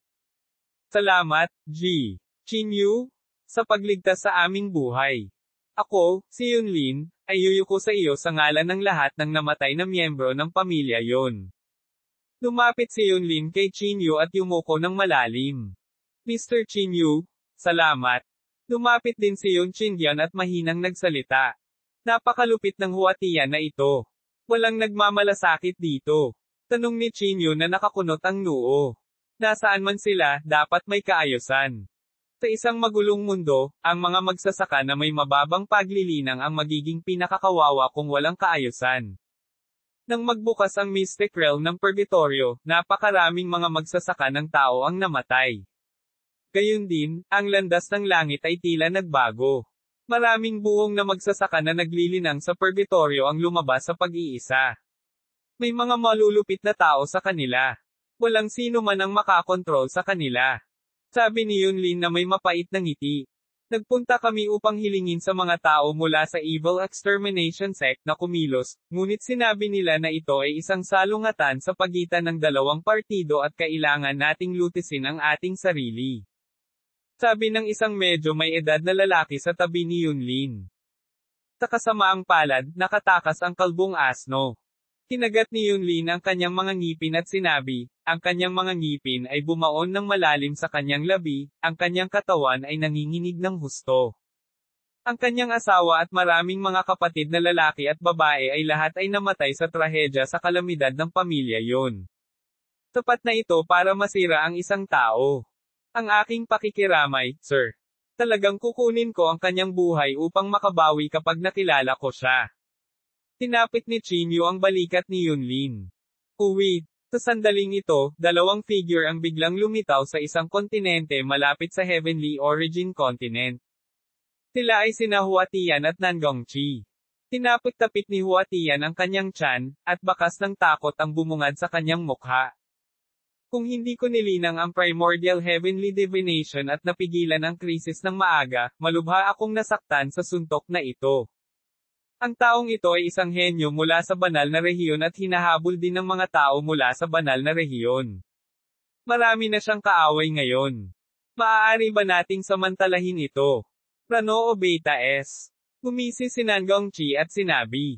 Ayos lang. Nililinang ko ang primordial heavenly divination at ngayon ay nasa isang hindi magagapi na posisyon sa labanan. Naghihintay lang ako ng pagkakataon para patayin ang batang ito at lamunin ang swerte niya. Sa oras na iyon, maaari akong maging numero 1 tao sa kasalukuyang path of heaven. Tumawa ng malakas si Huatian. Pinabati kita kay Lord Huatian ng maaga. Mapagpakumbaba na sabi ni Nangong Chi. Susunod, kailangan na lang nating maghintay. Nakuha ko na ang isang maliit na tipak ng kanyang panloob na chi at napagtanto na ang batang ito ay tiyak na makakatagpo ng isang kalamidad sa malapit na hinaharap. Ito ay oras na para sa akin na kumilos sa oras na iyon. Ngunit bago iyon, gusto kong gawin mo ang isang bagay para sa akin upang ipakita ang iyong katapatan. Nakangiting sabi ni Huatian, ngunit ang kanyang tingin ay nagpanginag kay Nangong Chi. Alam niyang ang baliw na demonyong ito na pumatay ng walang takip sa mata ay maghahayag ng ganitong ekspresyon sa tuwing may masamang balak siya. Ano ito, Lord Huatian? Talagang dadaan ako sa apoy at tubig ng walang pag-aalinlangan hanggat kaya ko. Pakiramdam ko ang ugali mo ay katulad ng sect master ng mysterious dark sect. Ang matandang umutot na si Shui Yuan ay nabuhay ng napakatagal. Gumisi ng masama si Huatian. Uwi. Sir, ano ang susunod mong plano? Si Chinyu at isang dosenang tao mula sa pamilya yon ay naglilinis ng mga katawan ng mga magsasaka ng pamilya yon. Mr. Chinyu, isa lang ang hinihiling ko sa iyo. Kailangan mong patayin ang taong ito at ipaghiganti ang kalunos-lunos na pagkamatay ng mga magsasaka ng aking pamilyang yun kung may pagkakataon ka sa buhay na ito. Tila si Yunlin ay may edad na 12-dosenang taon matapos linisin ang mga labi. Talagang gagawin ko ang lahat ng aking makakaya. Gayunpaman, ang monghe na ito ay tila nagel-inang ng isang pamamaraan ng panghuhula na nagpapahintulot sa kanya na makaramdam ng panganib ng maaga.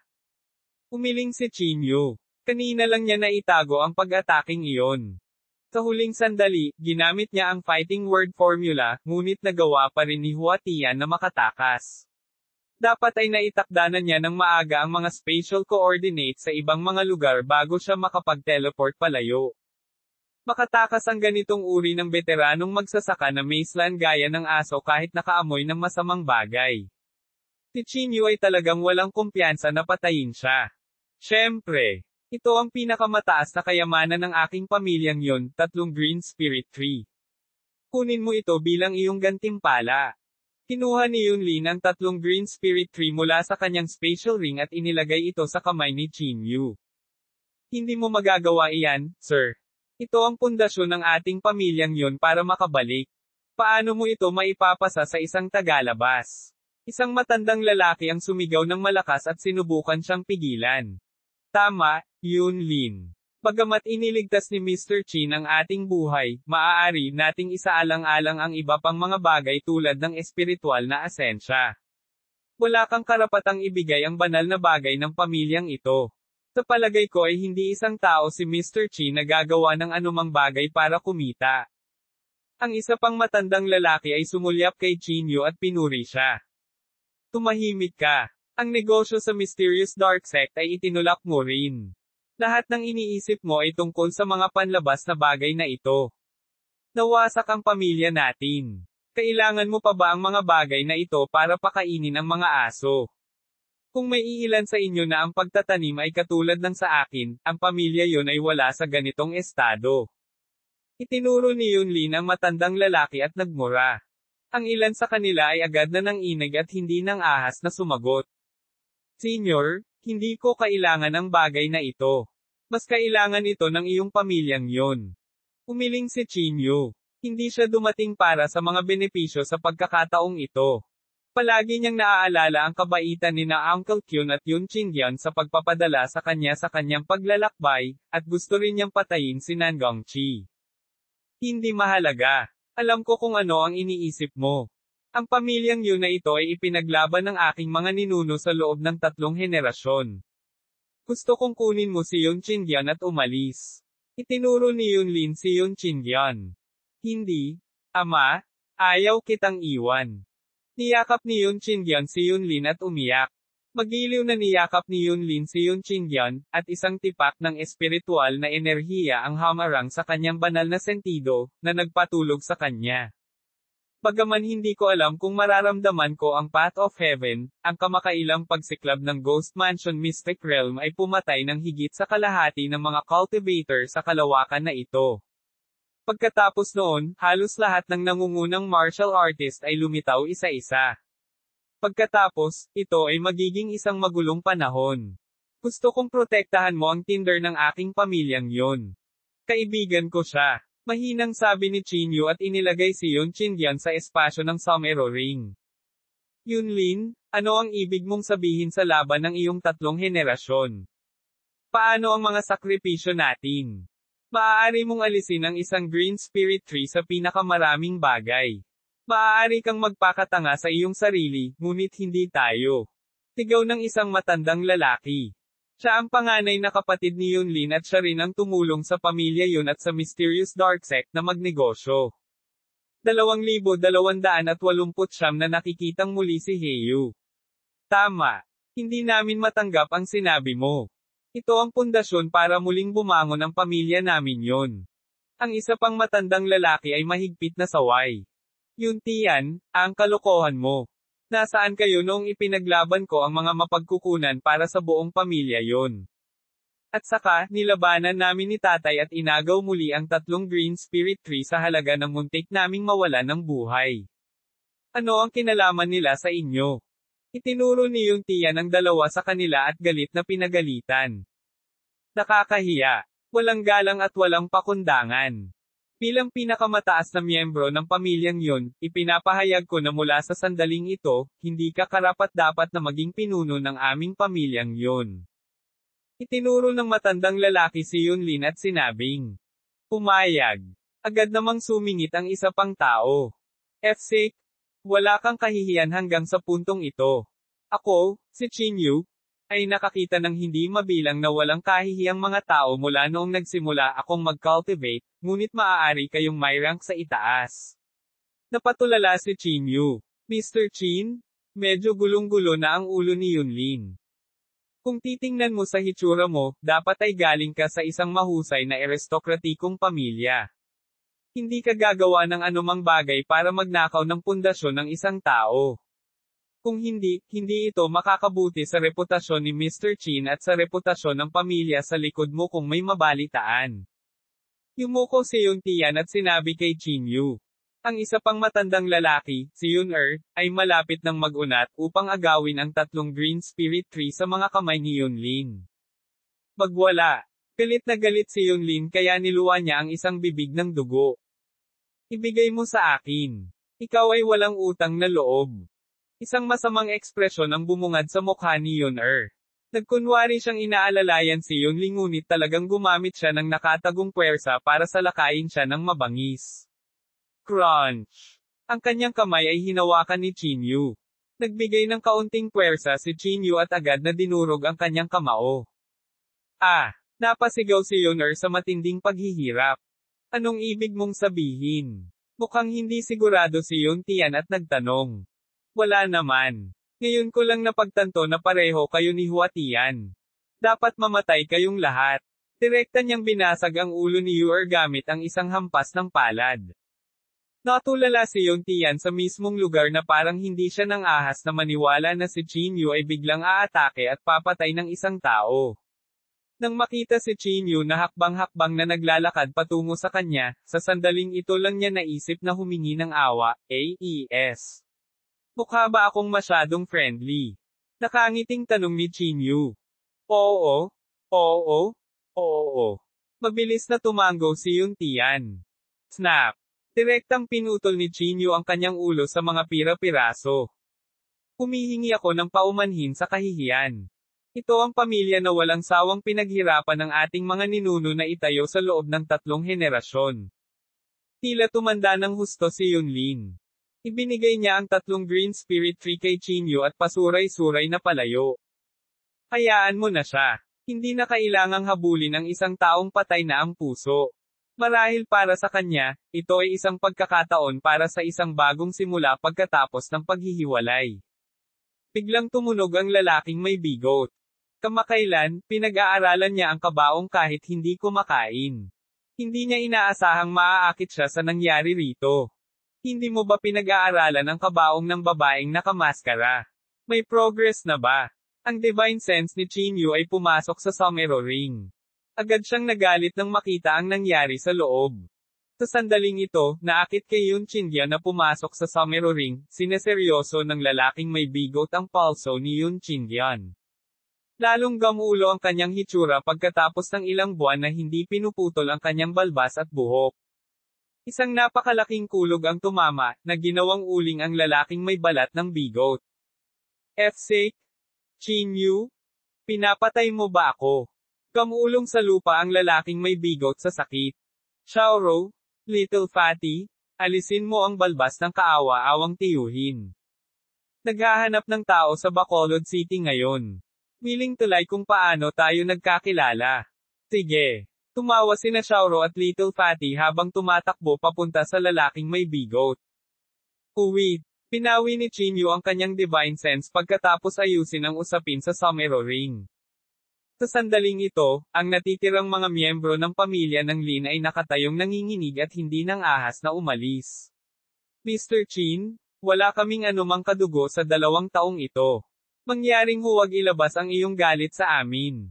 Nanginginig ang isang binata na may kulay pulang buhok at ulo ng sumasabog.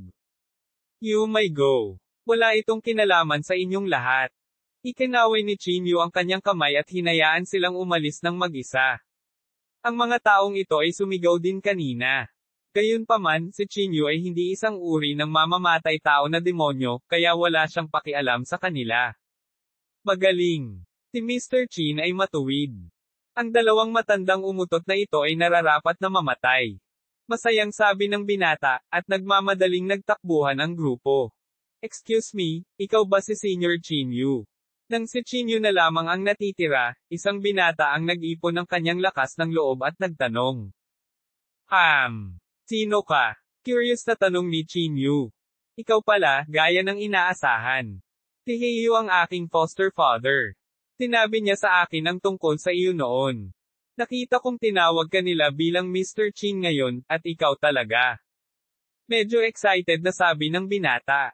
Dalhin mo ako para makita si Master Heiyu. Naalala ni Chinyu si Master Heiyu, na nakilala niya sa Fire Unicorn Continent.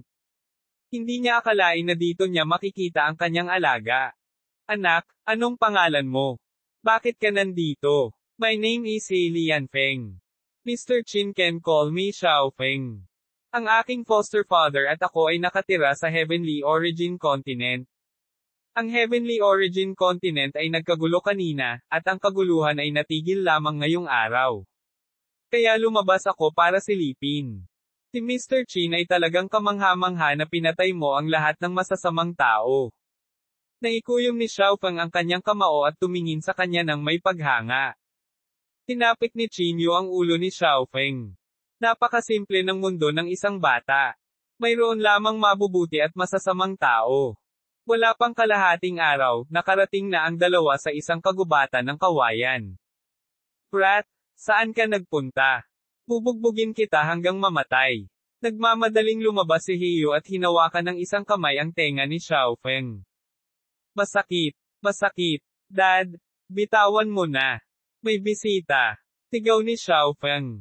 Sino ka? Sa sandaling ito lang napansin ni Heiyu si Chinyu sa gilid. Hinailan niya si Xiaofeng sa likod niya nang may kaunting pagbabantay.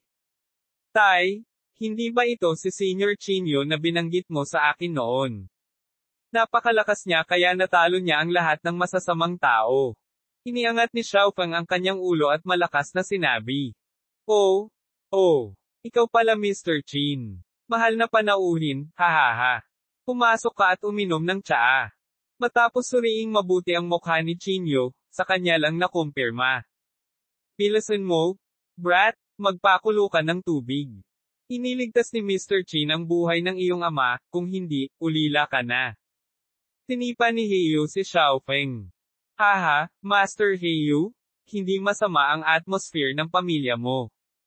Hindi napigilan ni Chinyu na matawa nang makita niyang tumakbo palabas si Xiaofeng. Sana huwag mong isipin. Ang batang ito ay may mapait na buhay. Ang kanyang mga magulang ay pinatay ng mga kalaban sa purgatorio. Ako ay nagkaroon ng pagkakataon na magpanday ng armas kasama ang kanyang mga magulang noon, kaya't isinama ko siya. Ang mundo ay nagiging magulo ngayon. Umiling si Heiyu. Walang makakasigurado sa Path of Heaven. Halimbawa, ang pagsiklab ng Netherworld Mystic Realm sa pagkakataong ito. Madaragdagan ko lang ang aking lakas at mapoprotektahan ang mga tao sa paligid ko. Napangiti si Chinyu ng mapait. Tay, wala nang dahon ng tsaa. Isinuot ni Xiaofeng ang kanyang ulo at sinabi. Paano nangyari iyon? Nasaan ang tsaa na itinago ko sa ilalim ng mesa? Ito ay isang bagay na ipinagpalit ng iyong ama pagkatapos ipagsapalaran ang kanyang buhay upang makagawa ng sandata. Ito ay nasa ilalim na drawer ng mesa. Hindi mo ba gustong kumain ng herbal tea eggs kahapon? Ginamit ko ito sa pagluluto ng herbal tea eggs. Hindi mo ba ako pinuri sa pagluluto ng masarap na herbal tea eggs kahapon? Kumpiyansa na sabi ni Xiaofeng. 2,200 na po ang green spirit tree. Klang. Biglang nahulog sa lupa ang tubo ng tabako na hinihit-hit ni Heiyu. Ang kanyang mukha ay tila nawala ang lahat ng kulay nito sa isang iglap, naging isang nakakatakot na maputlang puti. Anong sinabi mo kanina? Sabihin mo ulit. Nanginginig ang mga kalamnan sa mukha ni Heiyu. Parang sinusubukan niyang pigilan ang kanyang emosyon. Pumunta sa aking Somero Space at uminom ng tsaa. Mayroon din akong masarap na tsaa doon. Nang makitang hindi tama ang kapaligiran, mabilis na sinabi ni Chinyu habang natatakot siyang may mamatay. Gamit ang isang alon ng kanyang manggas, binalot ng Someruchi ang dalawa sa kanila at sabay na pumasok sa Somero Space. Agad na nagningning ang mga mata ni Heiyu nang pumasok siya. Napakalakas ng pamamaraan ng forging. Ang lugar na ito ay tila nakabuo ng sarili nitong mundo. Ito ay tiyak na gawa ng isang master. Ito ay talagang isang bagay na magagawa lamang ng isang cultivator na may sukdulang spatial cultivation at isang top-notch master refiner. Ulalas ni Heiyu na may gulat na ekspresyon. Talaga? Chinyu? Sino ito? Nagulat si Elder Guai nang makita niyang agad na isiniwalat ng tao ang pinagmulan ng singsing ng Somero. Ito si Master Heiyu. Tumango si Elder Guai. Narinig din niya ang pangalan ni Heiyu. Chinyu? Ang mga alituntunin ng espasyo sa spatial ring na ito ay napaka-stable. Gayunpaman, ito ay tila masyadong mahaba, at ang Someruchi ay napakanipis. Dapat mo itong lagyan muli sa oras, kung hindi, ang singsing na ito ay maaaring gumuho anumang oras. Matapos pag-aralan ito ng mahabang panahon, nakahanap si Heiyu ng ilang mga pahiwatig. Talaga, 5,000 taon na ang nakalipas mula nang makuha ko ang singsing na ito sa Somero. Talagang napakatagal na. Tumango si Elder Guai. Saan ko mahahanap ang Someruchi? Tanong ni Chinyu na nakakunot ang noo. Napakahalaga sa kanya ng singsing ng Somero, kaya natural na ayaw niyang masira ang pinakamataas na kayamanan ng ganoon lang. Hindi rin ako sigurado tungkol dyan. Ang Someruchi ay kadalasang ginagawa sa kawalan, ngunit narinig ko na ito ay napakahalaga, at isang bakas lamang ang nagagawa bawat daang taon.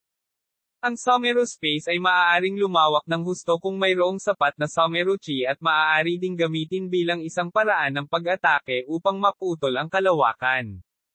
Ito ay mas nakakatakot kaysa sa pinakamatalim na sandata. Itatanong ko kay Gio, ang may-ari ng Moon Listening Pavilion kapag bumalik ako sa Solitary Cloud City. Napaisip si Chinyu sa sarili. Matapos ang kalahating araw na pag-uusap, bumalik ang tatlo sa kagubatan ng kawayan. Sige, Master Heiyu, aalis muna ako. Magkikita tayong muli kung papayagan ng tadhana. Itinaas ni Chinyu ang kanyang mga kamay patungo kay Heiyu. Brother Chinyu, para sa iyo ang bracelet na ito. Iniabot ni Heiyu ang isang pilak na pulseres na may 8 pilak na kwintas. Ano ito? Curious na tanong ni Chinyu. Ito ay mga spirit storage beads, at ang bawat isa ay maaaring mag-imbak ng malaking halaga ng espiritual na enerhiya. Ito ang gantimpala na ibinigay sa akin ng isang kliyente nang pinuhin ko ang isang pinakamataas na kayamanan. Gayunpaman, hindi ako lumalaban, kaya hindi ko ito kailangan. RHN. Nakangiting sabi ni Heiyu. Si Chinyu ay curious na nag-inject ng isang 10 bahagi ng magulong chi sa spirit storage bead at nagulat nang matuklasan na ang magulong chi ay hindi man lang napuno ang kalahati ng spirit storage bead. F6. Hindi maiwasan ni Chinyu na magmura. Pinaunlad niya ang kanyang katawan sa sukdulan. Ang bawat cell at bawat kalamnan ay makatiis ng napakaraming kaguluhan chi. Sa ganoong sitwasyon, ang spirit storage bead na ito ay maaari pa ring mag-imbak ng halos 2/10 ng kanyang magulong chi. Maaari nitong iligtas ang kanyang buhay sa isang kritikal na sandali. Salamat, Master Heiyu. Ang mahiwagang artifact na ito ay talagang kapaki-pakinabang sa akin. Kukunin ko. Hindi nagpanggap si Chinyu at tinanggap ang pulseres. Dumating siya sa espiritual na enerhiya ng pamilyang yun na Mystic Realm at kinuha ang Green Spirit Tree. Ang panloob na chi ng Green Spirit Tree ay lumubog sa espasyong iyon, katulad ng isang susi na nagbukas ng pangunahing pinto. Isang panloob na chi ang bumalot kay Chinyu at nag-teleport sa kanya. Kaagad, isang banayad at ethereal na espiritual na enerhiya ang bumalot sa kanya tulad ng isang nasa salat na sangkap, at bawat cell sa kanyang katawan ay napuno ng nakakapreskong sensasyon. Napakagandang espiritual na enerhiya. Ito ang unang pagkakataon na naramdaman ni Chinyu ang napakaraming espiritual na enerhiya sa kontinenteng ito. Ang walang bakas na immortal na kasulatan.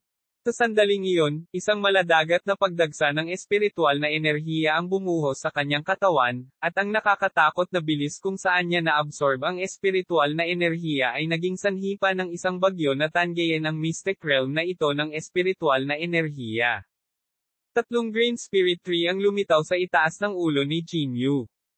Ang 3 green spirit tree na ito ay muling nagsanib.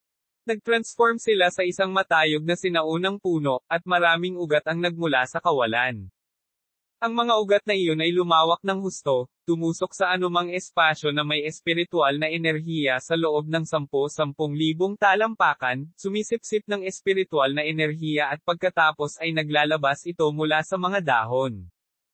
Isa talaga itong pinakamataas na kayamanan ng pamilya yon. Nakakatakot ang bilis ng pagsipsip nito ng espiritual na enerhiya. Hindi mabilang na espiritual na enerhiya ang bumaba sa singsing ng somero. Sina Elder Guai, Wang Feng, at ang dalawang brats ay nagsimulang maglinang ng may lihim na pag-unawa. Nag-transform si Chinyu sa isang makina na sumisipsip ng espiritual na enerhiya. Bawat cell at muscle niya ay puno ng nakakatakot na magulong chi, hanggang sa kanyang meridian at dantian.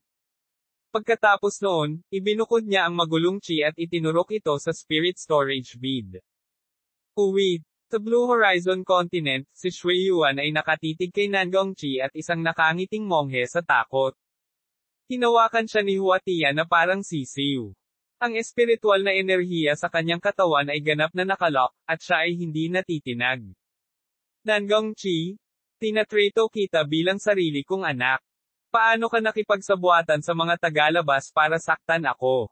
Si Shui Yuan ay hindi makapaniwala. Guro, matanda ka na ngayon. Bago ka mamatay, bakit hindi mo ibigay ang iyong swerte at maging bahagi ni Master Huatian? Pagdating ng panahon, maaari naming patayin si Chinyu para ipaghiganti ka.